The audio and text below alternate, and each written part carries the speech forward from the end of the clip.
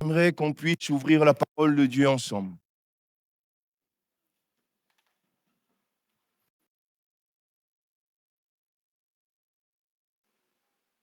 J'ai dit ouvrir la parole de Dieu, mais j'ai pas dit où. Alors, peut-être quelqu'un a eu la révélation de Dieu et sait déjà de quoi on va parler ce matin. Il y a le même esprit au milieu de nous, dans le livre d'Ésaïe, chapitre 26. Seul verset, verset 3. À celui qui est ferme dans ses sentiments, tu assures la paix. La paix parce qu'il se confie en toi. Amen. On peut le relire ensemble, bien fort tous. À celui qui est ferme dans ses sentiments, tu assures la paix. La paix parce qu'il se confie en toi. Quelque chose qui devient rare dans ce monde, la paix. La paix dans nos cœurs, la paix dans nos foyers, dans nos familles, la paix dans le monde. On, on fait des guerres pour la paix. On tue pour la paix. La paix au milieu de l'Église. Jésus est le prince de la paix. C'est lui qui donne la paix véritable. Et le prophète, inspiré par l'Esprit de Dieu, dit, tu assures la paix. Celui qui est ferme dans ses sentiments. Vous avez déjà entendu quelqu'un dire, mes sentiments m'ont joué des tours. À cause de mes sentiments qui sont en moi, alors il y a une situation qui a été désastreuse. Je n'ai pas eu la réussite, ce que j'attendais. Mais il y a cette réalité, nous sommes tous faits avec nos sentiments, nos émotions. Nous devons appeler la parole de Dieu, nous appelle à avoir les sentiments qui étaient en Christ, en nous. Mais il est question d'être ferme. Il est question de choix ce matin. Sommes-nous fermes dans nos choix? Sommes-nous résolus? Sommes-nous déterminés dans nos choix? À celui qui est ferme dans ses sentiments, à celui qui tient dans son engagement pour Christ, dans sa position, tu assures la paix. La paix parce qu'il se confie en toi. Dans tout ce que nous vivons, nous faisons face à des choix, n'est-ce pas? Vous avez choisi de venir ou de rester chez vous. Vous avez choisi dans le vêtement que vous deviez porter ce matin. Vous avez choisi dans ce que vous allez manger tout à l'heure. Tout ce que nous faisons dans nos situations sont confrontés à des choix. Et même dès le commencement, lorsque Dieu a créé l'homme et la femme, il y a eu ce choix, cette liberté de décider. Dieu va établir l'homme dans une parfaite communion, créé à l'image de Dieu. Il va mettre Adam dans ce jardin pour cultiver, pour prendre soin du jardin.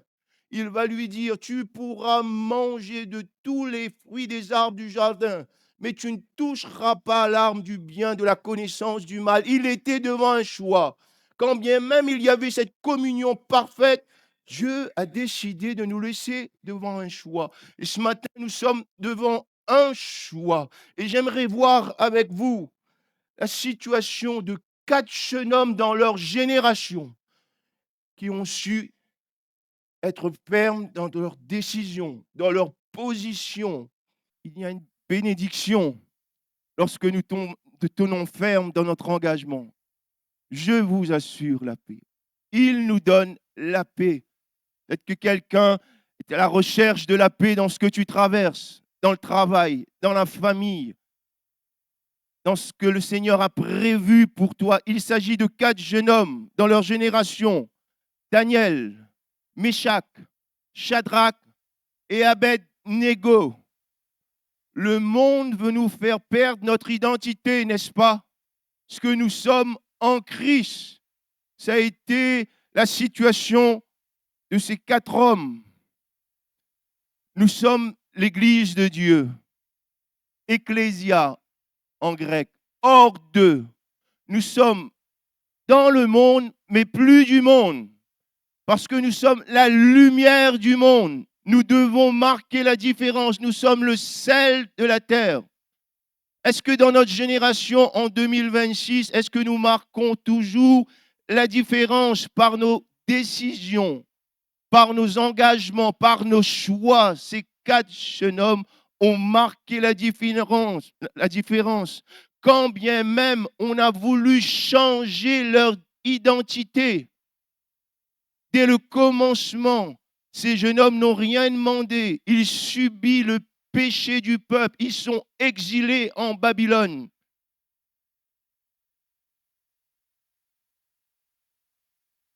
Daniel, son nom en hébreu signifie Dieu est mon juge. Et on lui donne un autre prénom, Belshazzar, le prince ou la faveur du dieu Bel. Shadrach, il s'appelle normalement Anania, bien-aimé de Dieu. Mais Shadrach signifie j'ai peur de Dieu. Méshach, il s'appelle normalement Mishkaël, qui signifie qui est comme Dieu. Et là, on lui donne un autre prénom, qui est semblable au Dieu de la lune. Abed-Nego, il s'appelle normalement Azaria. Son nom hébreu signifie le Seigneur est mon aide. Et là, on lui donne un autre prénom, serviteur du Dieu Nego. Babylone, c'est l'image du monde aujourd'hui. Et combien le monde où nous vivons, mes frères et sœurs, veut nous faire perdre ce que nous sommes. Nous avons chanté, l'Éternel est mon berger, tu es ma source, Jésus est mort pour nous, ressuscité. Nous sommes enfants de Dieu, c'est notre identité. Devant cette situation, il y a des propositions qui vont être faites à ces jeunes hommes, ces 4 jeunes, de servir à la table du roi, d'être élevés en position, de participer à un festin. Mais ils vont être fermes dans leur choix, intègres de servir le Dieu vivant et vrai, le Dieu de leur père, le Dieu d'Abraham, d'Isaac et de Jacob. À celui qui est ferme dans ses sentiments, je vous assure la paix. Le Seigneur nous donne la paix, parce que nous le sommes tous. Premier défi pour ces jeunes hommes, ne pas faire de compromis, ne pas faire de mélange, ne rien céder au monde. On peut le lire ensemble dans le livre de Daniel, chapitre 1er, à partir du verset 8.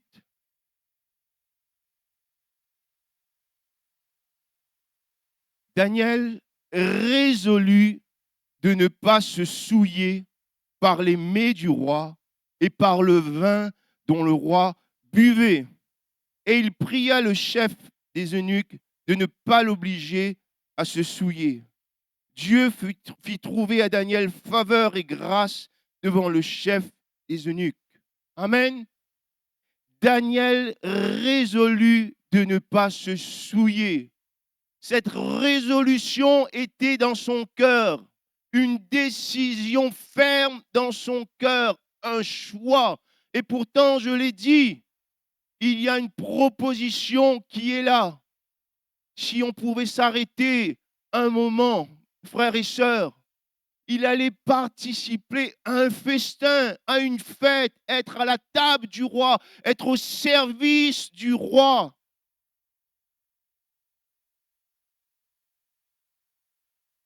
Il allait peut-être même recevoir une position élevée, mais il décide dans son cœur de ne pas se souiller.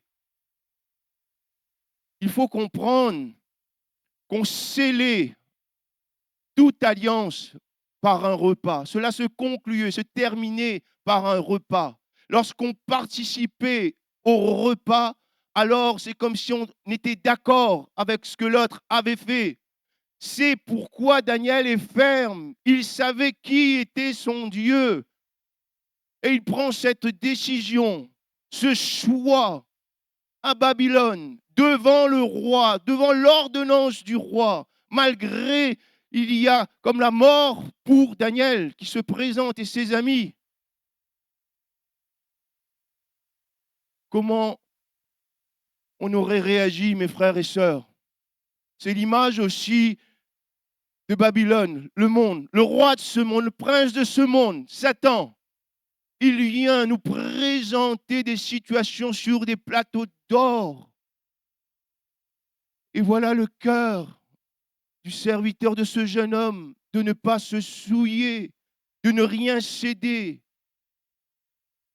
Peut-être que quelqu'un dans ce que tu vis ce matin, il y a eu un mélange. Tu as cédé quelque chose sur ton identité, ce que tu étais en Jésus.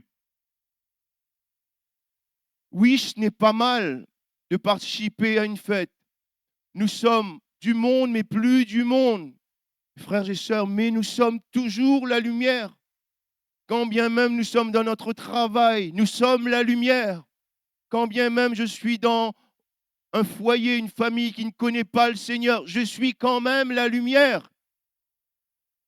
Nous devons influencer, nous devons être de ceux qui gagnent les autres et pas le contraire, mes frères et sœurs. Nous sommes le sel de la terre. C'est notre identité. Nous sommes l'Église de Jésus-Christ. En 2026, dans notre génération, le diable se déchaîne dans la vie des jeunes, des moins jeunes. Combien de propositions peut-être que tu as eues devant toi. Et pour toi, ce n'était pas grand-chose de participer à un repas, à une fête, mais tu réalises que dans cette situation, l'adversaire a eu l'avantage sur toi parce que tu n'as pas été ferme dans ton choix, dans ta position. Oui, il y a des conséquences d'être ferme, de prendre position pour Christ. Le monde peut nous haïr. Le monde peut nous rejeter. Mais ce qui est glorieux, celui qui nous donne la paix est avec nous, le prince de la paix. Si nous voulons avoir la paix, alors tenons ferme, mes frères et sœurs. Tenons ferme dans nos positions, dans nos engagements à suivre Jésus. Nous sommes toujours la lumière.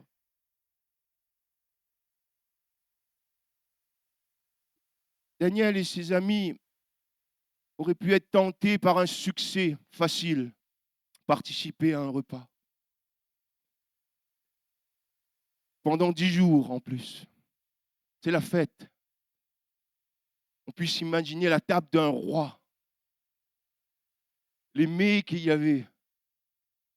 Mais il est ferme, résolu, ferme dans son cœur de ne pas se souiller. Parce que l'Église doit être pure. Vous serez saints car je suis saint. Nous ne sommes pas parfaits, mes frères et sœurs, mais nous marchons dans ce chemin, dans ce travail de sanctification. C'est l'Esprit de Dieu qui fait ce travail en nous, que le Seigneur nous garde. Les propositions qui sont là devant nous, comme pouvons nous faire céder, donner de l'avantage à l'adversaire. Peut-être que quelqu'un l'a fait et tu ne l'as pas réalisé. Que cette lumière ne brille plus pour toi, là où le Seigneur t'a placé. Je crois que le Seigneur nous appelle ce matin de nouveau à faire un choix. Un choix à le suivre. Un choix à le dire oui. Jusqu'à la fin. Jusqu'à la fin. Il y avait là, oui, de l'opposition pour Daniel. Mais j'aimerais dire que l'obéissance vaut bien plus que tous les sacrifices. Daniel connaissait qui était son Dieu. Il connaissait la parole. Il connaissait qu'il ne fallait pas participer à des viandes sacrifiées aux idoles. Un homme de l'écriture dans sa génération, ce que nous le sommes, nous devons être des hommes et des femmes, des jeunes filles, des jeunes hommes de la parole de Dieu, connaître le cœur de Dieu, connaître qui est Jésus. Oui, nous le chantons, mais nous devons connaître qui est le Dieu vivant et vrai Jésus. C'est un Dieu saint.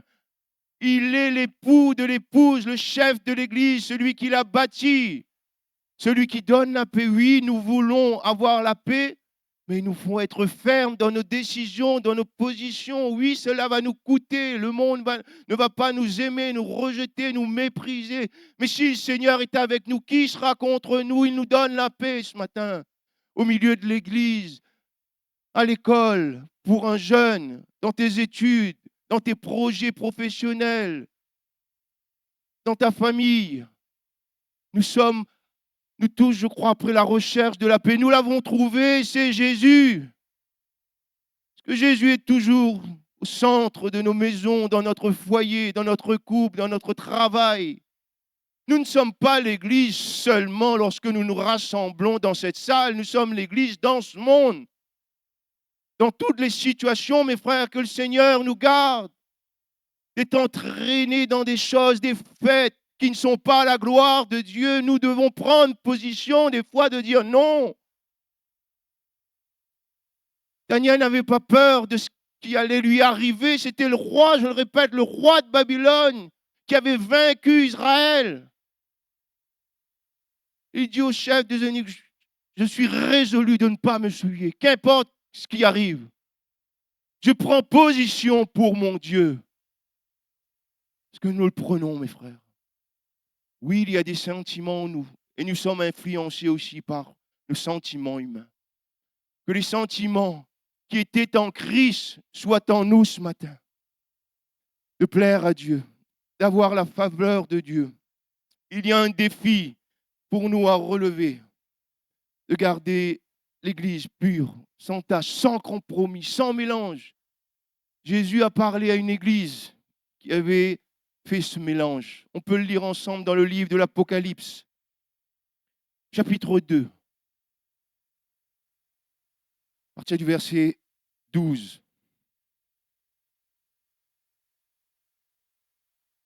Apocalypse chapitre 2, verset 12. Écrit à l'ange de l'église de Pergame, voici ce que dit celui qui a l'épée aiguë à deux tranchants. Je sais où tu demeures. Je sais que là est le trône de Satan. Tu retiens mon nom. Tu n'as pas renié ma foi, même au jour d'Antipas, mon témoin fidèle qui a été mis à mort chez vous, là où Satan sa demeure. Mais j'ai quelque chose contre toi.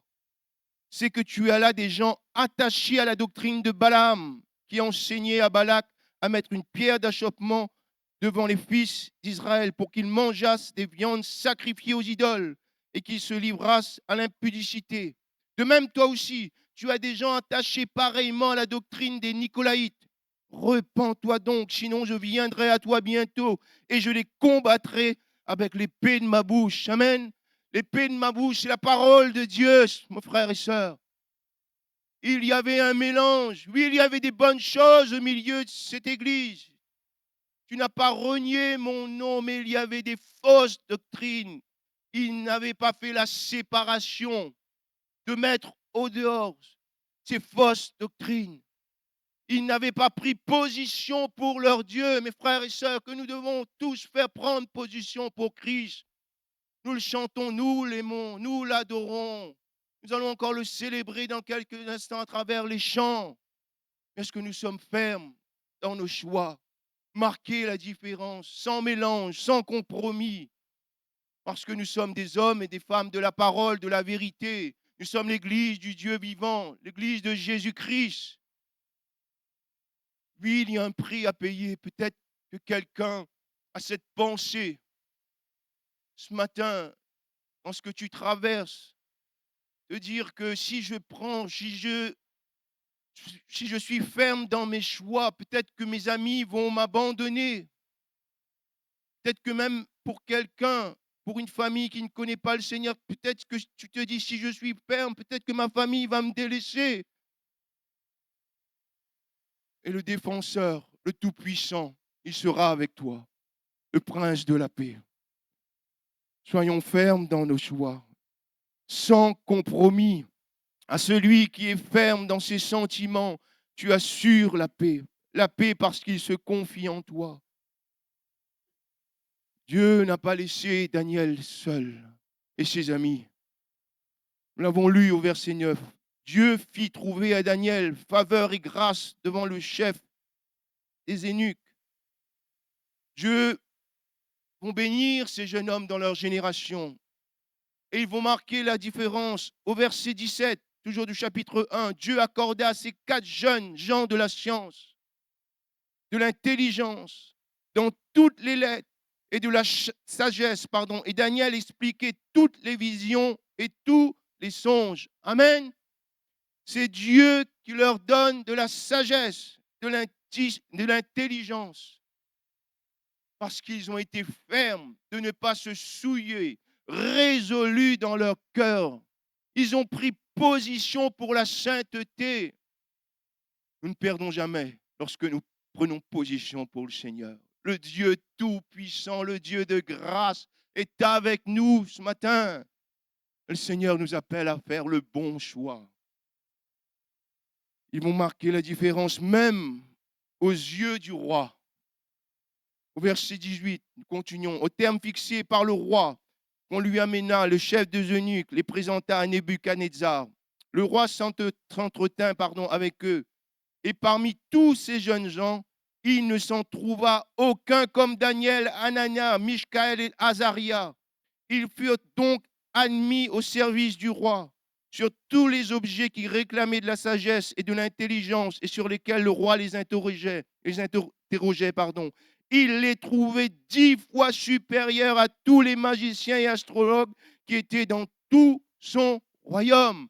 Amen. C'est Dieu qui élève. C'est Dieu qui établit.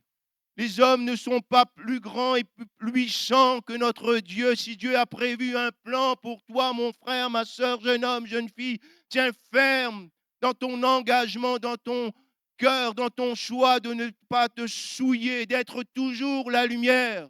Dieu est le Dieu qui pourvoit aux besoins. Même s'il y a le désert, nous l'avons chanté, tu es ma source. Dieu est fidèle et tout-puissant. Il voit, il entend, il honore les cœurs qui s'engagent à être fermes pour lui ce matin. Que nous faisons toujours le bon choix. L'Église n'est pas parfaite ici-bas, parce que nous sommes encore là, nous sommes imparfaits. Mais Paul dira dans Éphésiens chapitre 5, afin de faire paraître devant lui cette Église glorieuse, sans tache, ni ride, ni rien de semblable, mais sainte et irrépréhensible. Amen. Sans tache, sainte, ni rien de semblable. Travaillons à cela, mes frères. Nous ne sommes pas parfaits, mais je crois que si le Seigneur nous parle, c'est parce qu'il nous aime. Peut-être que quelqu'un a fait un mauvais choix. Le Seigneur te tend la main ce matin. Il te demande de faire le bon choix. Si tu veux avoir du succès dans ce que le Seigneur a prévu pour toi, fais le bon choix, mon ami. Fais le bon choix ce matin, parce que le Seigneur, il veut te bénir. Il veut faire que tu sois différent par ton langage, par ta vie aux yeux des autres, parce que nous sommes la lumière. À celui qui est ferme dans ses sentiments, tu assures la paix. La paix parce qu'il se confie en toi. Le test de l'identité pour ces 4 jeunes hommes, de ne pas faire de mélange, de ne rien céder aux propositions du roi. Ne cédons rien, ne donnons pas accès au diable, à l'adversaire de notre âme. Quand bien même ces projets seraient merveilleux, glorieux, ce n'est pas le Seigneur. Ne nous engageons pas. Ne céderons rien, mes frères et sœurs. Dieu a pourvu pour nous. Être ferme, tenir ferme pour toujours adorer le Seigneur, le seul Dieu véritable. qu'il n'y ait personne qui puisse prendre la place de Dieu dans notre cœur. On peut le lire ensemble dans Daniel chapitre 3. Il y a cette situation qui s'enchaîne, les propositions qui s'enchaînent, les choix qui sont devant les jeunes hommes qui s'enchaînent. À partir du verset 3, le roi Nebuchadnezzar fit une statue d'or, haute de 60 coudées et large de 6 coudées. Il la dressa dans la vallée de Dura, dans la province de Babylone. Un héros cria à haute voix, voici ce qu'on vous ordonne, peuple, nation, hommes de toute langue. Au moment où vous entendrez le son de la trompette, du chalumeau, de la guitare, de la sambuc, du psalterion, de la cornemuse et de toutes sortes d'instruments de musique, vous vous prosternerez et vous adorerez la statue d'or qu'a élevée le roi Nebuchadnezzar. Quiconque ne se prosternera pas et n'adorera pas sera jeté à l'instant même au milieu d'une fournaise ardente. À cette occasion, et dans le même temps, quelques Chaldéens s'approchèrent et accusèrent les Juifs. Ils prirent la parole et dirent au roi Nebuchadnezzar, ô roi, vis éternellement. Tu as donné un ordre d'après lequel tous ceux qui entendraient le son de la trompette, du chalumeau, de la guitare, de la sambuc, du psalterion, de la cornemuse et de toutes sortes d'instruments devraient se prosterner et adorer la statue d'or. Et d'après lequel quiconque ne se prosternerait pas et n'adorerait pas serait jeté au milieu d'une fournaise ardente. Or, il y a des Juifs à qui tu as remis l'intendance de la province de Babylone, Shadrach, Meshach et Abednego, hommes qui ne tiennent aucun compte de toi. Ô roi, ils ne servent pas tes dieux et ils n'adorent point la statue d'or que tu as élevée. Alors Nebuchadnezzar, irrité et furieux, donna l'ordre qu'on amena Shadrach, Meshach et Abednego. Et ces hommes furent amenés devant le roi. Amen. Voilà un deuxième choix, deuxième épreuve, un deuxième test pour ces jeunes hommes, Meshach, Shadrach, Abednego. Il y a l'ordre du roi de se prosterner devant cette statue d'or. Il faut obéir, sinon il y a la mort, il y a cette fournaise ardente, comme un volcan chauffé, là pour ces jeunes hommes. Je ne sais pas comment nous, on aurait réagi devant une telle situation à notre époque, devant une telle sentence. Quel choix on aurait fait, mes frères et sœurs, devant une telle condamnation devant nous? Est-ce qu'on ne serait pas tenté quand même d'être influencé parce qu'il y a quand même la mort qui est là? Mais ils sont fermes dans leur cœur. Ils sont fermes dans leur choix de ne pas se prosterner, de ne pas adorer un autre Dieu que le Dieu d'Abraham, d'Isaac, de Jacob, le Dieu de leur père, le Dieu tout-puissant, le Dieu créateur. Ils savaient combien la puissance de Dieu s'était manifestée en Israël, quand bien même l'entêtement, l'endurcissement du cœur du peuple. Ils avaient vu des miracles, des prodiges, des choses glorieuses. Ils réalisaient que le Dieu d'Abraham était le seul Dieu vivant et vrai. C'est pour cela qu'ils étaient fermes. Et pour nous, mes frères et sœurs, nous savons que Jésus est notre divin berger, n'est-ce pas? Nous savons que Jésus est crucifié à la croix de Golgotha pour nous. Nous savons qu'il n'y a plus de condamnation pour ceux qui sont en Jésus-Christ. Est-ce qu'il est notre Dieu? Est-ce que nous sommes toujours ses adorateurs? Dieu cherche des adorateurs, de ceux qui l'adorent en esprit et en vérité, de vrais adorateurs ce matin. Le monde veut que nous détournions nos yeux de Christ. Le monde veut remplacer Christ dans notre cœur. Tant de choses qui pourraient être comme cette statue d'or dans nos cœurs, mes frères, dans notre génération. Peut-être que c'est ta famille, c'est tes enfants, c'est ton travail, c'est tes loisirs qui est comme cette statue d'or et peut-être que tu t'es prosterné devant cela. Cela a pris toute la place. Non pas que le Seigneur ne veut pas que tu prennes soin de ta famille, mais est-ce que Dieu est toujours à la première place? Parce que si nous avons une famille, c'est par la grâce de Dieu. Si nous tenons ici-bas, c'est par la grâce de Dieu, par Jésus-Christ. Est-ce que nous ne sommes pas prosternés? Et je m'inclus avec vous, sans jugement, parce que lorsque le Seigneur dépose ce message sur mon cœur, il me parle avant tout, mes frères et sœurs. Peut-être qu'il y a une statue là qui est levée et nous serons peut-être tentés de nous prosterner. Qu'est-ce qui a pris la place de Dieu? Nos loisirs. Le Seigneur n'est pas contre les loisirs. Le Seigneur n'est pas contre le divertissement. Le Seigneur n'est pas contre les repas familiaux. Mais est-ce que Dieu a toujours cette première place dans notre cœur? Est-ce que seulement ce matin nous sommes venus assister à une conférence? Mais est-ce que nous sommes venus pour l'adorer, lui, le Dieu vivant et vrai? Est-ce que nous sommes bouillants, zélés, même si c'est difficile, même s'il y a l'opposition, de dire je veux louer mon Seigneur, c'est toi qui es mon Dieu vivant et vrai. Seigneur nous parle ce matin dans nos choix. Peut-être que nous avons fait un choix.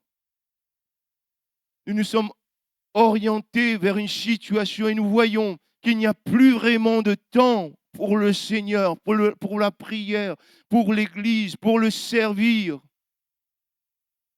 Ils ont pris position pour le Seigneur.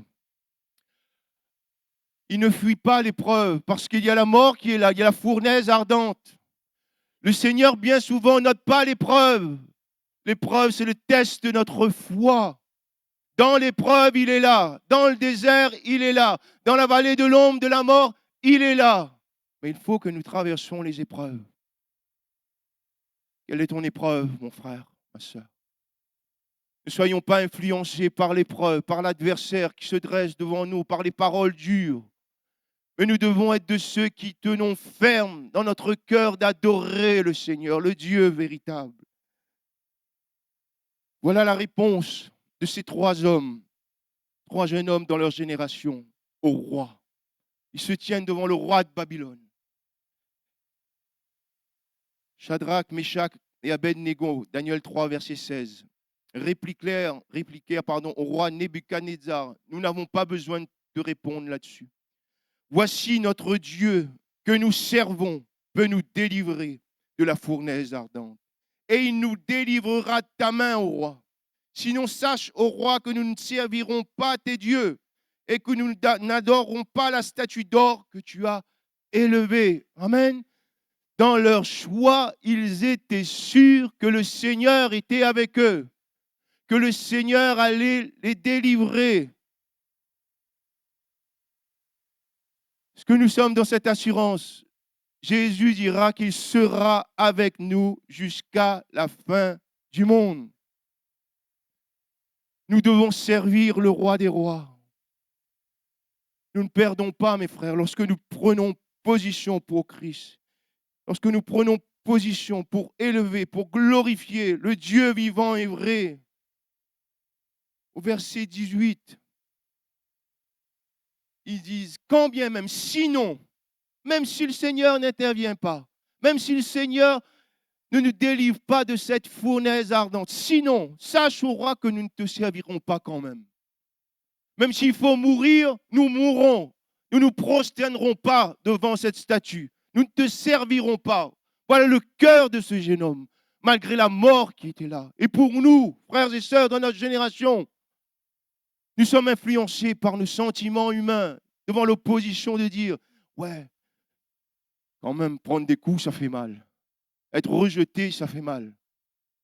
Mettre de côté quelqu'un qui est là comme blasphémer Dieu à chaque instant, ça fait mal parce qu'on a des liens avec cette personne.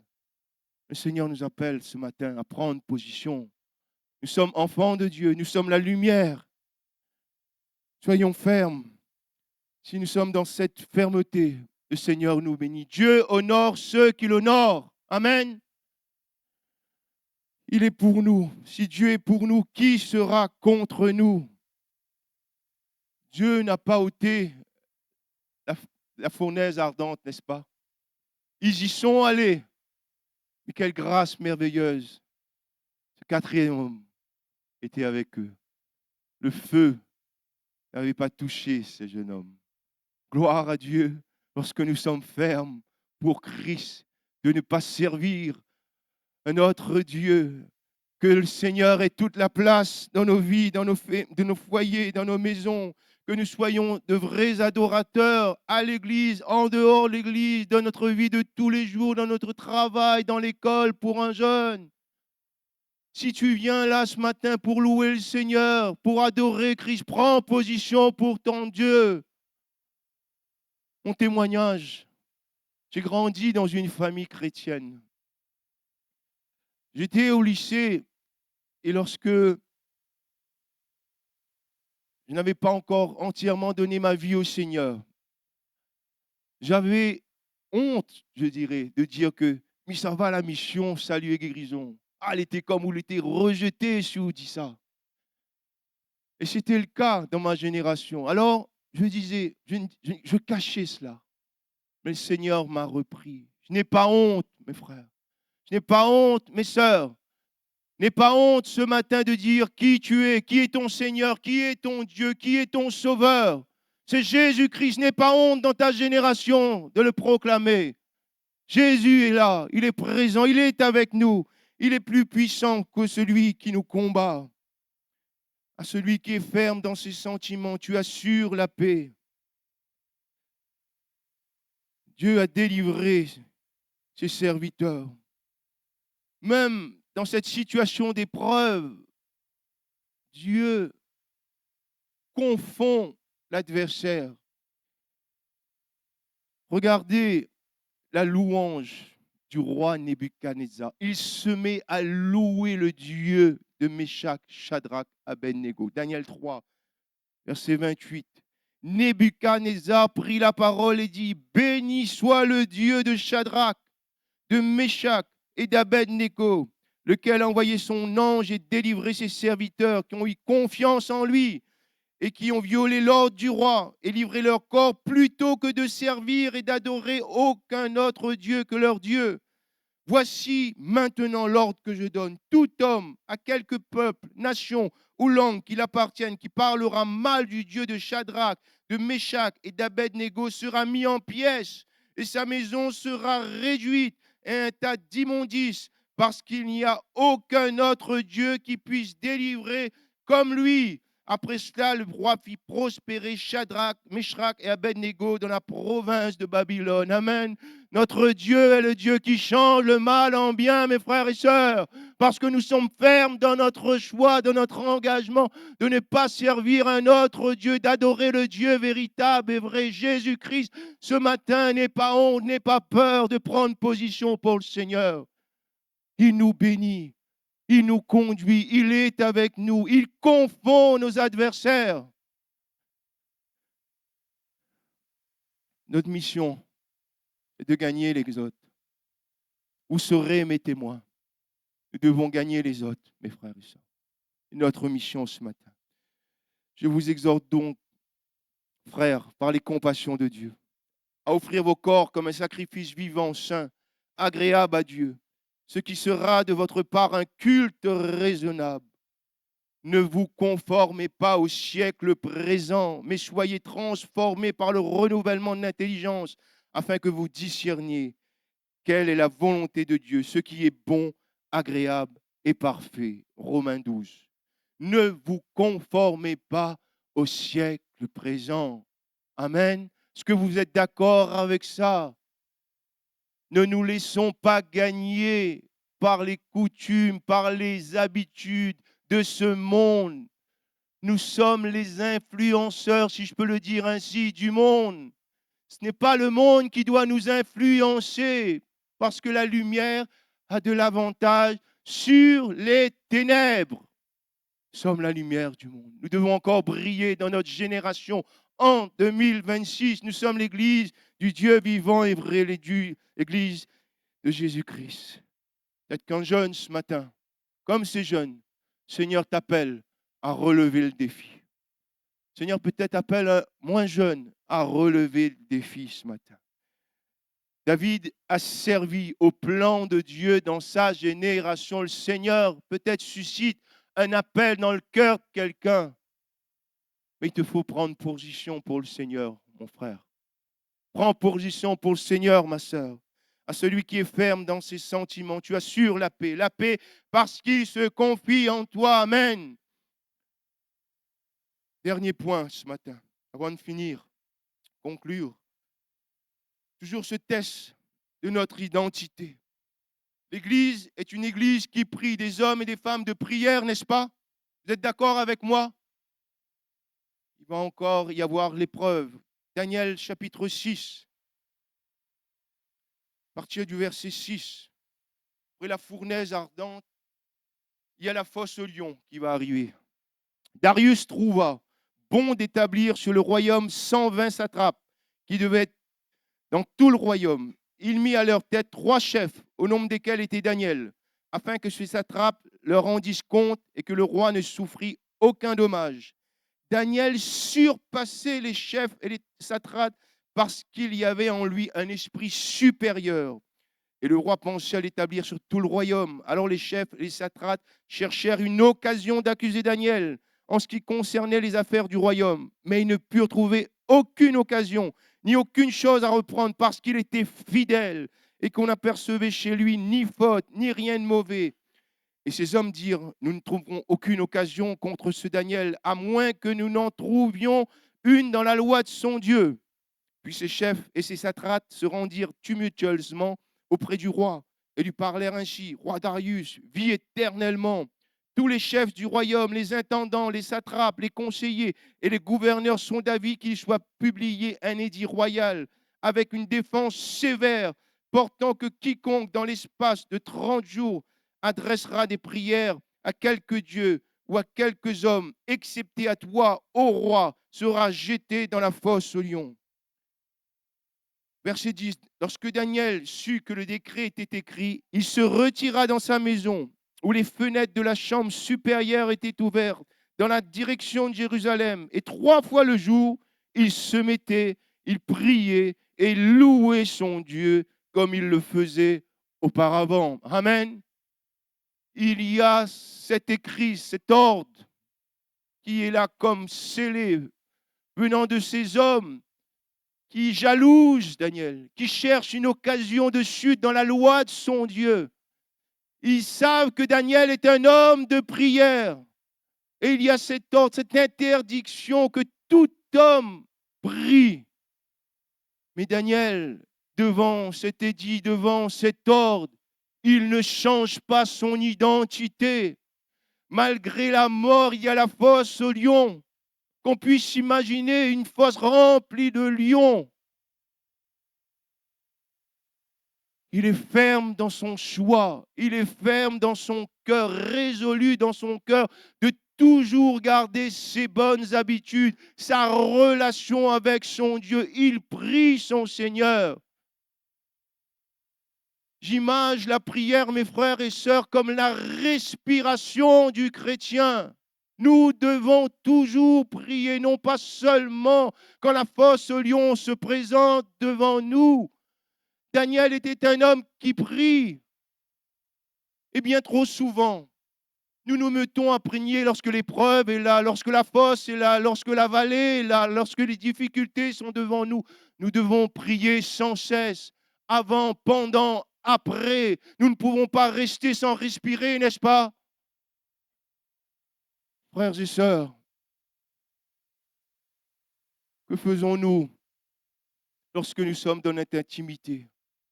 Est-ce que nous entrons toujours dans cette chambre? Est-ce que nous fermons toujours la porte, même si l'épreuve n'est pas là? Est-ce que nous passons du temps dans la présence du Père de gloire? Que nous puissions réaliser lorsque Jésus invite les disciples à aller dans l'intimité, il dit quand tu pries, ferme ta porte, là prie ton Père qui est là. C'est le Père de gloire, le Père créateur qui est là quand nous entrons dans cette intimité. Est-ce que nous le réalisons encore? Nous venons chercher le plan pour nos vies. Prie le Seigneur, prions le Seigneur. Il y a le danger, nous prions le Seigneur. Il y a l'opposition, il y a la mort, nous prions le Seigneur parce que c'est notre identité. Soyons fermes Ne donnons pas accès au diable. Nous devons racheter le temps, n'est-ce pas? Nous sommes tellement occupés par la famille, le travail, le loisir. Peut-être qu'il ne resterait même pas 1 heure pour le Seigneur dans la prière. On pourrait rester toujours dans cette image, 23 heures sans respirer, mes frères et sœurs. Nous avons besoin de prier. Jeunes, moins jeunes, il n'est pas question d'âge. Personne ne doit nous empêcher de prier. Oui, le diable voudrait le faire en comblant ton temps, en rajoutant ton temps des choses peut-être inutiles. Nous devons racheter le temps de notre génération afin de nous tenir devant le Seigneur. N'ayons pas crainte de l'opposition, de la fosse au lion. Daniel, il a su tourner son cœur vers le Seigneur, diriger ses regards vers la fenêtre parce qu'il savait. Vous lirez chez vous dans 2 Chroniques, chapitre 6, Salomon avait fait cette prière à l'Éternel lorsque il y aura des captifs exilés. S'il tourne les regards vers ce lieu, Seigneur, bénis-les. C'est ce que fait Daniel parce qu'il connaît la parole. Alors il tourne ses yeux vers ses fenêtres dirigées vers Jérusalem. Parce que Dieu honore sa parole, mes frères et sœurs. Lorsque nous prenons position pour le Seigneur, de garder nos bonnes habitudes, tenir ferme dans nos choix malgré l'opposition, alors le Seigneur exauce notre prière. Oui, lorsqu'un malheureux crie, il entend, il le délivre de toutes ses détresses, parce que nous sommes enfants de Dieu, parce que nous avons tenu notre position pour le Seigneur. Le Seigneur n'enlève pas l'épreuve. Daniel va aller dans cette fosse au lion, mais le Seigneur va le secourir, va le délivrer. Et il va marquer la différence. Daniel 6, verset 25.